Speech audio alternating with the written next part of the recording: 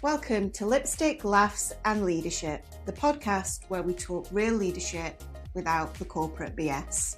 We're Jodie and Emma, and this is a space for honest, human conversations about confidence, influence, well-being, and what it really takes to lead in today's world. This podcast is for women who are capable, ambitious and thoughtful, but who might sometimes feel tired, stretched, or quietly question whether there's another way to do leadership. There's no jargon here, no rigid rules, and certainly no pretending. Just lived experience, straight talk, laughter, and leadership that actually feels good on the inside. So grab a cuppa, get yourself comfortable, and welcome to the sofa. Welcome back to Lipstick, Laughs and Leadership, and this is episode 6. So we're getting quite comfy now on this sofa. We love this sofa, don't we? I got good straw. Yeah, no. Jodie, she's like colour neutrals and sinking into it. So today we are talking about why other people are promoted sometimes and you feel like you're not the one that's being promoted. So why are they promoted and not you? So we're going to have a little bit of a chat about that and share some personal experiences as well, aren't we? Yeah. Something I can laugh about now, but I was oblivious to them at the time. But when I got a low down on it, it certainly wasn't funny. Yeah. Oh, tell me more. Well, so I got promoted really young, like into, a big job. Yeah. Quite quickly. So, I was in a training manager role at 21. Wow. Which of a dickhead gave me that job? I feel like saying, but he flipping nuts giving me that job. Clearly, I thought I was the bee's knees at the time. Yeah. But yeah, so I was 21 and I was running a training function, big team of trainers working, Right. in my team. And, that meant I had a seat at the senior leadership table every week. It was the general manager then, in the general manager's office. Okay, yeah. So all the business areas were represented around that table. Brilliant. But anyway, years later, at a christening, somebody who I worked with who got rather drunk at that christening decided to tell me that the only reason that I got that job was because I was the office totty. Sure. No. Yeah. And that everybody knew that apart from me. So I did get promoted, but I wasn't promoted for the right reason. What was that? Just what? No, I think it was They thought. Oh, what's it? I mean, I probably wasn't very good at that job, to be honest. I mean, 21 was a bit young. Not that it should be about age, of course. I certainly didn't have any imposter syndrome. Yeah. But I grew into the role and I did get good at it. And then I moved into another organisation and went straight into that role and then thrived, flew from there. But I'm not certain I got that job because... So positive discrimination. Because I have big tits. Wow. I'm almost as speechless as that. The time when you told me they didn't go to work for 3 months and nobody noticed. Because that's an interesting time. You have, yeah. That wasn't in the same role, was it? No. Yeah. Same. That's different. Right. Yeah, that's it's shocking, isn't it? And actually, only recently I was watching. I don't know if you've seen Karen Piri. It's like she's a Scottish detective. Mm-hmm. Yeah, loves a bum bag. Yeah, I'm partial to a police coroner. Oh, right, okay, yeah. Well, I've just been watching those, and she had the same thing, didn't she? Where she was promoted, and they said to her that they promoted her because she was a woman. So I guess that's one side of it, but the other side is you might not even get promoted in the first place, and other people, I just feel like they're buddy hopping over you. Yes, promoted in you or not. Yeah, and I remember once this wasn't even necessarily about, well, I suppose I got promoted, but it was like a secondment. Yeah. So I'd gone from recruitment into training. I was covering maternity leave. Now, at the same time, from this training team, 2 people had gone off on maternity leave. So I was seconded into one of those roles, like recruitment, because I really was hungry to get into the training team. And the second role to replace the second person's mat leave was somebody that came in externally. So he was on fixed term contract. Right. So he was external, I was internal. Now, throughout the whole 9 months, initially the 9 months, we didn't know at this point whether some of them they were going to take longer off, whether they were going to come back at all, etc., etc. Throughout these whole 9 months, it felt like a competition because in the back of our minds, and it wasn't spoken about so often, but it was a few times, that what if one of them one of the women that were on maternity leave decided to not come back, and one of them did, so it left one position. So it almost felt like the two of us were fighting for that one position if it came up. Yeah. I mean, fast forward, and we didn't both end up getting perm roles from it anyway. One person did come back from Mali, but they extended the team, so it all came out in the wash and it's all fine. But in those 9 months, I just really felt from this other person that it wasn't healthy competition. It affected me quite a lot in terms of what this other person was like. And one of the examples of something that he used to do, almost like trying to belittle me, whenever he was walking up to me to, tell me something to do with work or chat to me or whatever, he would, what I would always call pigeon chest. Well, this is a new term on me. Right. So I'm not going to stand up and do it if you watch it on YouTube. Basically, it's because he was taller than me, Yeah. so I couldn't tower over him and make him feel intimidated. But he used to walk over to me, and as he's walking over, you can see his chest start to come out like a pigeon's, and almost like be, standing over me like that, pigeon chest. Oh, she said she wasn't going to do it. No, I didn't. I didn't stand up and do it. And I used to say to him, "Can you stop pigeon chesting me?" Because it really I'm actually almost coming too close in my space, and it was because he was trying to intimidate me and exert his authority over you in the most physical of sense. Yes. And like I said, because I wasn't as tall as it, not something that I could have done. It's only because it's someone towers over you because they're taller than you. So yes, that was just one of the things. And that was I was quite young at that point. But like I said, all came out in the wash because we both got wrongs from it anyway. But I think on a positive side, on a promotional side, and I think the word visibility comes up quite a lot when I think about why other people are maybe not being promoted. Sorry, you're not being promoted, but other people are. It's just to think about how visible are you being. And I know I've said in another podcast, it's not about being visible and making a big loud crash. Yeah. But how much are you showing your impact? How much are you talking about the work that you're doing and the results from it? Or do you consider yourself quite a modest person of, oh no, I don't like to big myself up? Because, and again, there is the fine line between that, you don't want to come across in an arrogant way. But I think if you're hiding behind the scenes, and I think this is easier done now when you've got people working from home a lot, you're not physically visible in an office. People can't see you necessarily doing your job. And so how are you showing it in your outputs? And I think also just putting yourself out there. We've talked on another podcast about women. Research is showing about not applying for a job unless you've ticked all the essential criteria on a job description. But I've had it in the past where I've gone for a job maybe a little bit too soon that I thought I was ready for it. But I thought, no, I'm going to go for it. At least I am showing that I am looking for a promotion. So this is internally. Putting myself out there. If I don't get it, the best that's going to happen is I'm going to get some feedback on what I need to do to get there at some point. You declared your interest. Exactly. So I went for it, and another colleague did get the promotion instead of me, which I was really happy for it. But they said to me as a result of the interview is that they want to put a personal development plan in place for me. So I'll definitely ask for that if your business isn't offering that up for you.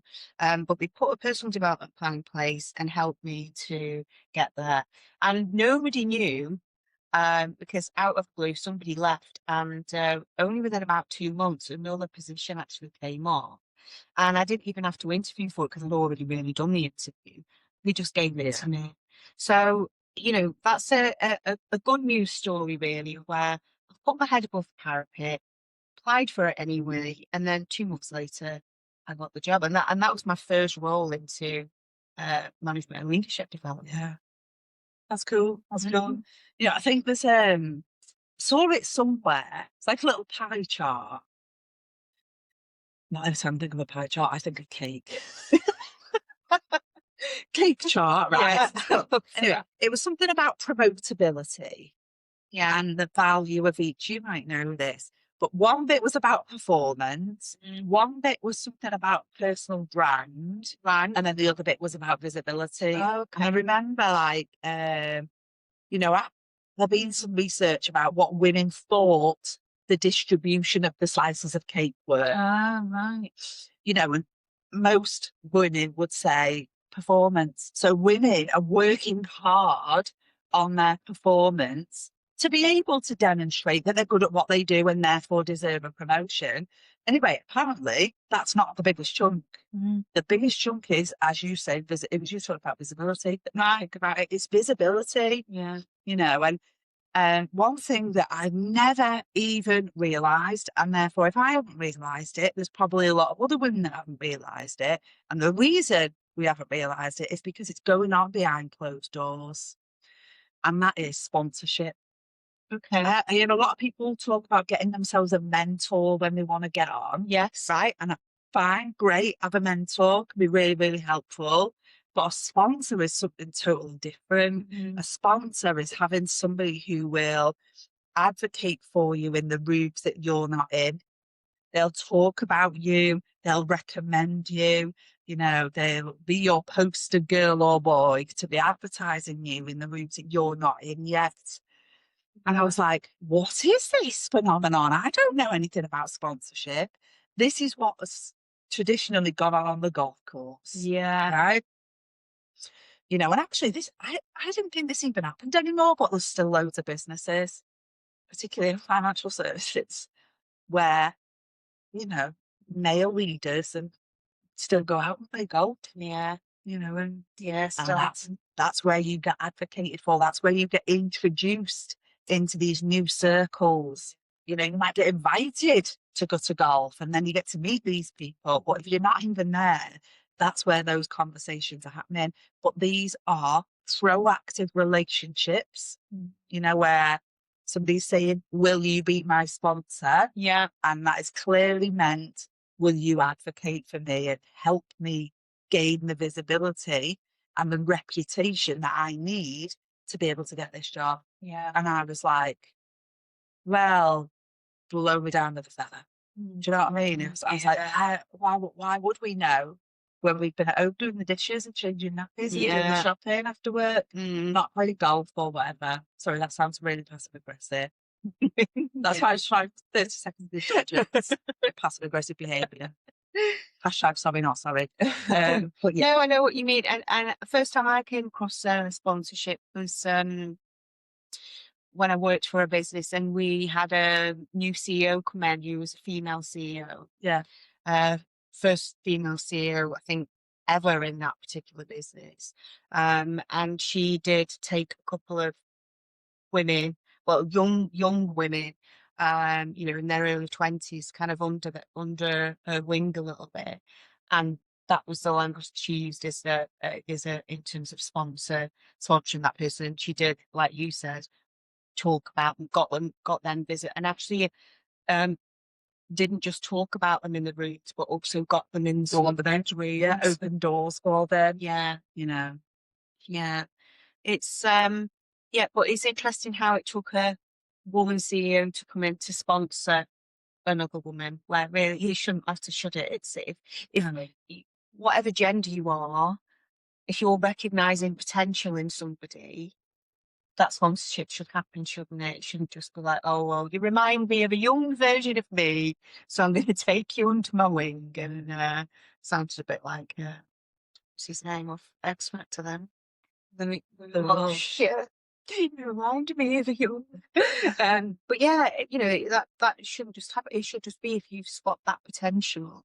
Um, and I don't see that happening in a lot of organisations I work in now. Do you? No, and for most women I mention it to, they're like, I don't even know what you're talking about. What even is it? It needs explaining. Yeah. It is something that goes on in the background where people don't necessarily see it. It's not an over activity, and I don't know. I think maybe it should be. Just like we would have succession plans. Yeah. I don't know, whatever else. What's wrong with people? Is known if people have got mentors. Yeah. It's known if people have got coaches. Should it be known that people are being sponsored because they are the future talent? Yeah.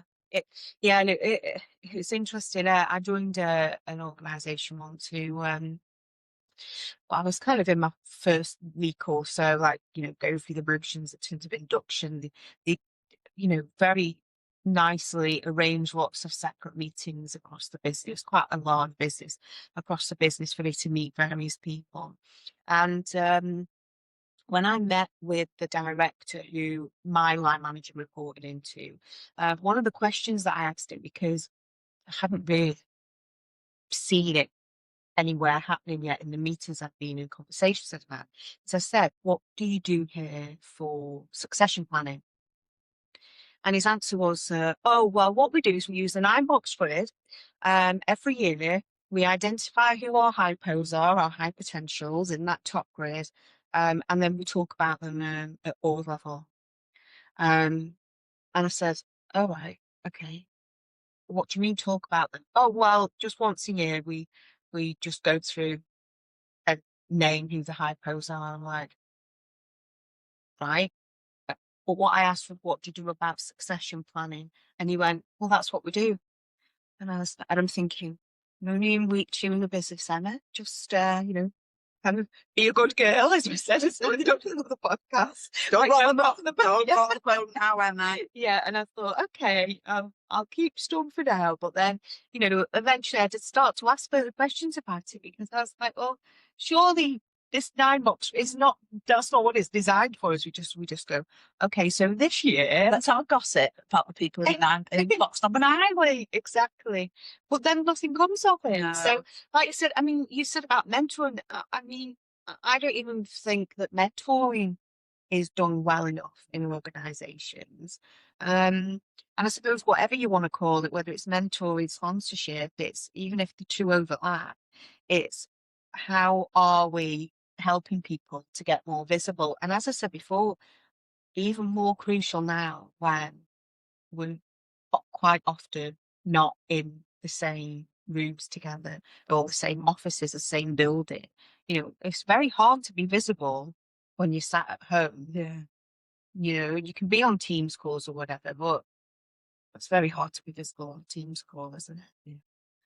So I'm just trying to think whether there's any other examples for in my past experience of where, because I've definitely, and actually it's making me laugh now, because when I did work in corporate, it used to be a joke with my husband, because we talked on the Burnout podcast about how we both got traits of taking on too much and things like that. And, I used to take any new project that would come along, if it was especially if it was in a different department, or any kind of somebody, they wanted someone to volunteer for something. I was like, part of organising the social committee.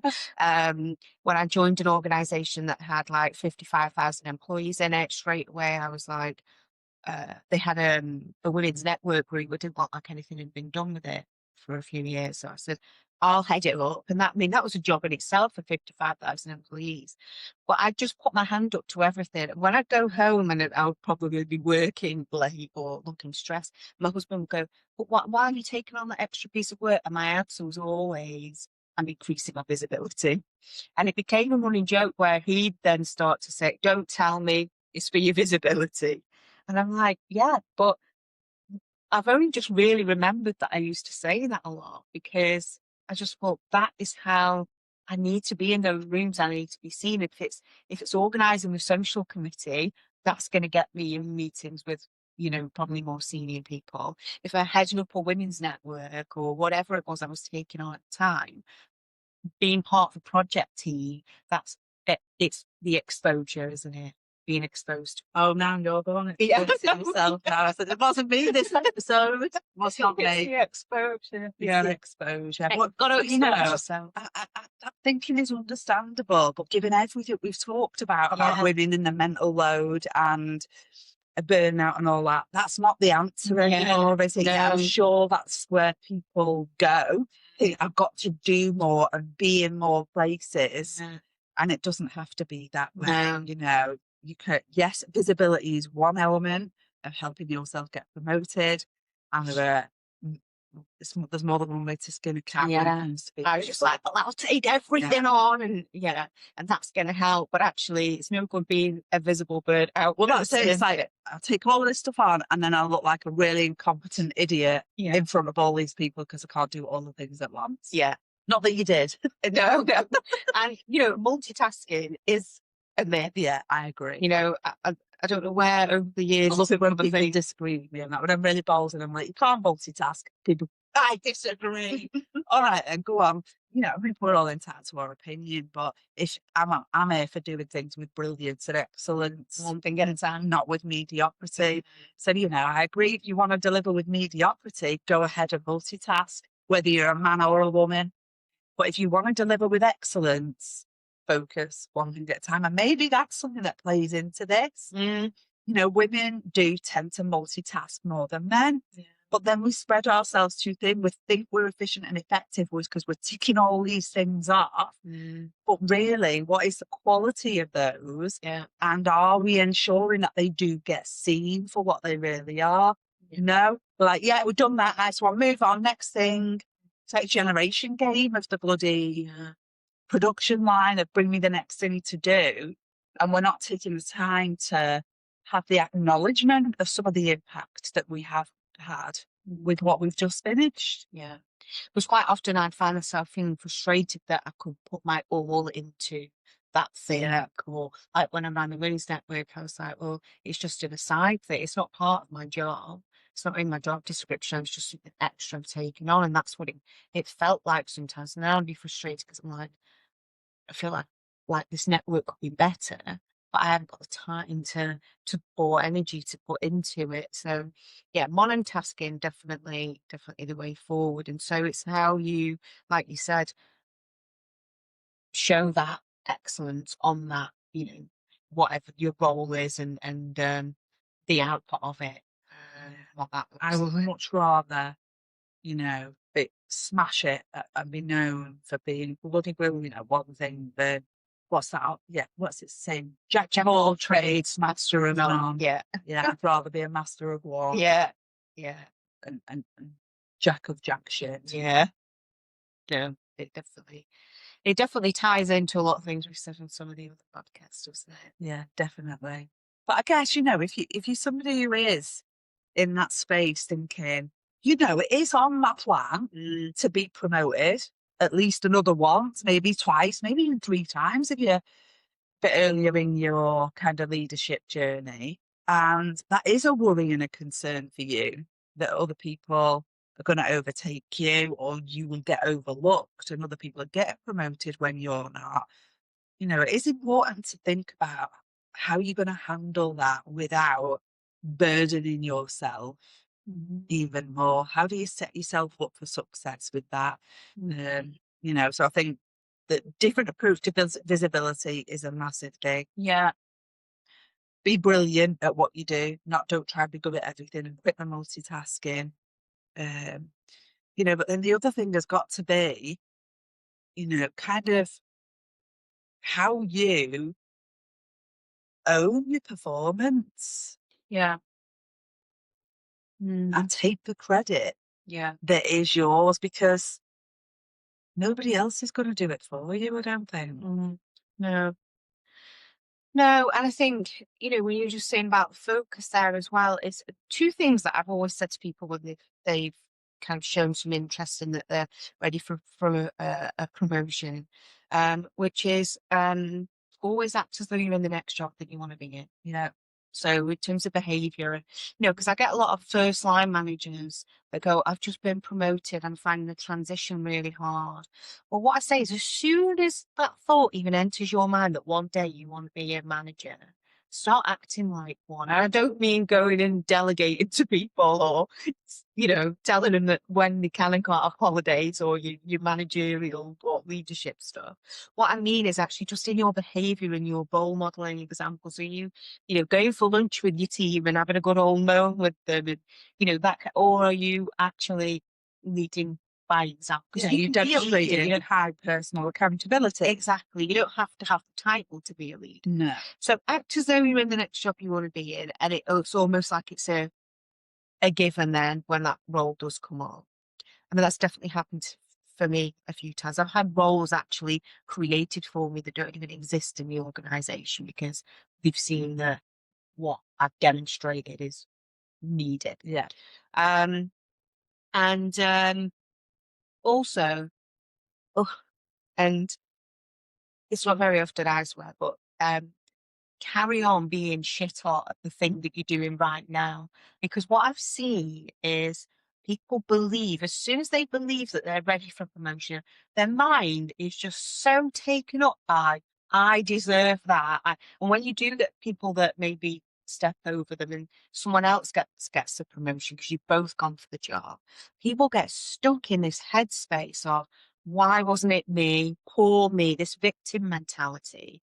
And almost that victim mentality then turns into a bit of a, I'm putting my hand on my hip here for those to be an ultra on YouTube is, well, that should be me and I should be in that position and I deserve it. Yeah. And then we think we don't need to then do anything else to prove that we are ready for that role. And I've seen people actually get worse at the job that they're currently doing because they haven't been given a promotion. Well, that's not going to get you a promotion in the future. So, yeah, my key thing is carry on being shit hot at the job that you're doing because that's the thing that's going to get you noticed for that next step up. Yeah. The way you choose to respond in those moments really matters, doesn't it? Yeah. In terms of your credibility for the future, your response, not your reaction, your response, because that's about hit that bloody pause button and think, don't respond based on mood, feeling, circumstance. Respond from principles and desired results. What's important about the way that I am here and the way that I handle this, and ultimately what am I trying to achieve. So it's about keeping your eyes on that prize, isn't it? Yeah. Not throwing your toys out of the pram at that particular point. Especially if one of your colleagues has been promoted and is now your manager, because I hear time and time again that happens and the other person's not happy, starts to act hostile towards that new manager and make it difficult for them. Well, that's not going to get people thinking that you're worthy of a promotion going forward. No, and I know that might mean sometimes that you've got to dig quite deep. Yeah. Especially initially, while you might be hurting, it stings a bit, doesn't it? Yeah. If that wasn't you. But you're right, I think the best thing you can do is get behind that person. Yeah. You wanted that job, so be there, have their back, not stab them in the back. No. Yeah, we don't always think that one through. Yeah, in that moment, do we? Yeah, and that's it. Just you saying there about not stabbing them in the back. I've worked with people before at the same level as me who has been so focused on climbing that career ladder, that ambitious that what they have done is whenever someone in their team at the same level has made a mistake, they've gone, it was them, and played that blame, because it's almost like they will do anything to make them look better than everyone else in the team and stab you in the back if it makes them look good. Yeah. Because they're and you can see how ambitious they are and, wanting to climb that career ladder. And you can be ambitious, but not in that, in that way that it's really detrimental to everybody else. Definitely. Because I've worked There's probably one other scenario that springs to mind that's worthy of mentioning before we wrap this episode up, is that, because this one is really specific to women, and that's when you get overlooked for promotion when you're on maternity leave, Okay. because that did happen to me. Right. So I was off having just had my third daughter, and my boss's job became vacant while I was off. Right. Who told me? And so one of my peers applied for and got that job while I was on maternity leave. Next minute, I'm getting a welfare call from my peer, or as I thought, New manager. saying I'm your new manager. And I was like, you fucking what? Right. You know, so that was an awful experience, a really awful experience, you know. So these things, I mean, I don't know if you follow the likes of like Mother Pucker and Pregnant and Screwed. Oh, yeah. These, Obviously stand up for women's rights in these kind of space, but you know, it's important that and when, I guess when you've had a baby, you're really emotional, and I guess all the hormones that are flooded through your body there, they are quite nurturing hormones that are going on. So you're not feeling like you're kind of ready for a fight or a bit of a battle about something, you know, but fundamentally it was really important to me to make a stand about that. Yeah. You know, so I mean, long story short, I put in a grievance about that. Yeah. It, without talking about it too much, but I ended up taking them to tribunal. Right. And it got settled before we got there, but Yeah. you know, because it was discrimination. Yeah. And that happens a lot more than we think it happens. Not always around pregnancy, you know. Yeah. Around a lot of other things, around particularly when it's related to women's health. Yeah. Because women's health is just not invested in, like it is in men's health in this country. So just, I think, you know, that's also something just to be aware of and seek some support, I guess, if that happens to you, because I think there's so many situations where it just gets left. Yeah. Yeah, and that's not good. And I personally haven't seen, and you know, that happen in teams I've worked in. But I know it does happen, and you know, I've seen a lot of case studies and what have you. And I think there's also that what I do see, and I spend a lot of time now coaching women who've come back after maternity leave but work part time. Yeah. And I think there's this I still see this attitude of, well, you can't be a manager and work part time hours. Well, you certainly can't be promoted to a second line, you know, a leader of leaders. Yeah. Because you've got all this responsibility at home. Yeah. Yeah. Or you're not going to be as dedicated or as committed. Because you're not there every day. Yeah. But I coach some great people who, you know, do 3 days a week and they're heads of departments and they get on just fine. And actually what you find, and I know there's this whole research about the 4-day week and being more productive, but you do find that they're actually, when they're the days that they're in, they're working on the priorities and the important things, because it's almost like your time feels more precious. You're doing the things that move the needle. Yeah. Not dicking about with fat. So don't feel like you can't be promoted, even if you kind of at the age where you're thinking, oh, maybe in the next, you know, 3 to 5 years, I might want some children. And so, well, actually, I'm not going to go for that promotion because, you know, I can't be, you know, if you think that that culture is like that in your workplace, don't think that you can't step up and be promoted if you're coming back planning on working part-time hours. You know, I think that's an important thing to mention. And just while this is all like flowing, new thoughts that are coming into my mind now as well, is the whole culture needs to change about, maybe it's the man that works part-time hours. Because I've heard stories before where discrimination's happened to men that do work part-time hours. Like there was a man that finished work. It was his contracted hours, but finished work early every day to go and pick his daughter up from school.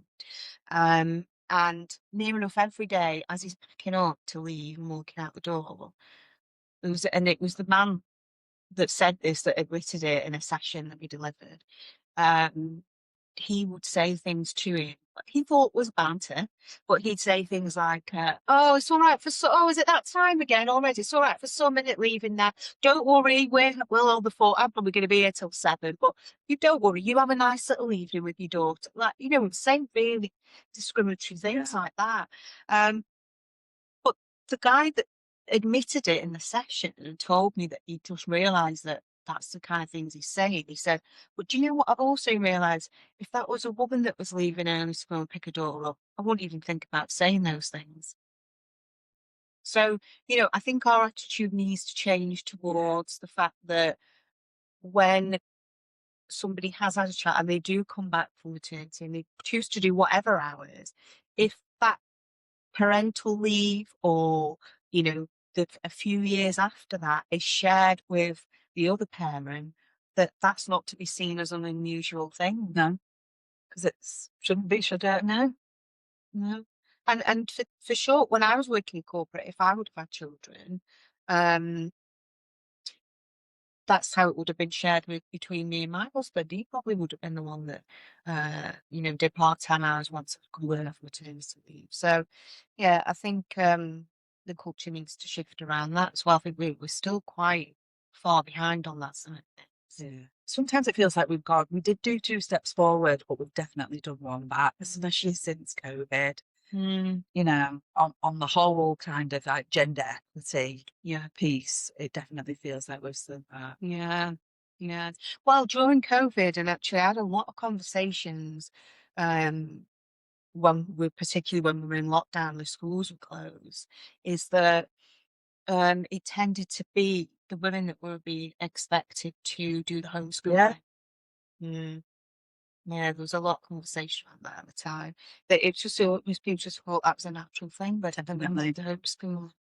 It's a funny old subject, this one, isn't it? But it can feel quite heavy. It can feel quite heavy, but I guess to tie it all up, number one, it is about kind of acknowledging that we're not there yet. We're not there yet, but at the same time, there are things that everybody can do, not just what women can do to help themselves. So obviously there's been a few tips and different things in this episode of if you are a woman and you are not getting promoted or other people are getting promoted over you, or you're keen on exploring a different promotion, things you could do to really help yourself.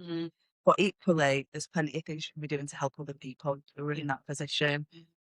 So get the sponsorships off the golf course. Yeah. When we talk about sponsorship, it doesn't mean a sponsored run on 3-legged race. Yeah. It means get yourself a spot. If there was one thing I'd say to women, it's that.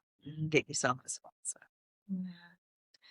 Anyway, on that note, we shall love you and leave you. Yes. And we'll see you next episode. So if you've enjoyed this one and you don't yet follow us, make sure that you do. Give us a like, give us a subscribe, follow on your platform of choice, whatever that may be. Feel free to buy us a coffee on the link that is also below. Is that just on YouTube? Is it everywhere? We can get it put on the others as well. Yeah. Treat us to a coffee if you enjoyed us to this. And as always, we'd love to hear your stories and your comments too to get involved. We'll see you next time. Bye for now. Thanks for listening to Lipstick, Laughs and Leadership. If something in today's conversation resonated, take a moment to sit with it or share this episode with someone who might need to hear it too. You can subscribe wherever you listen to podcasts, and that really helps more women find these conversations. We're glad you spent this time with us, and we hope you're leaving feeling a little more grounded, a little more confident, and a little less alone. So we'll meet you back on the sofa next time.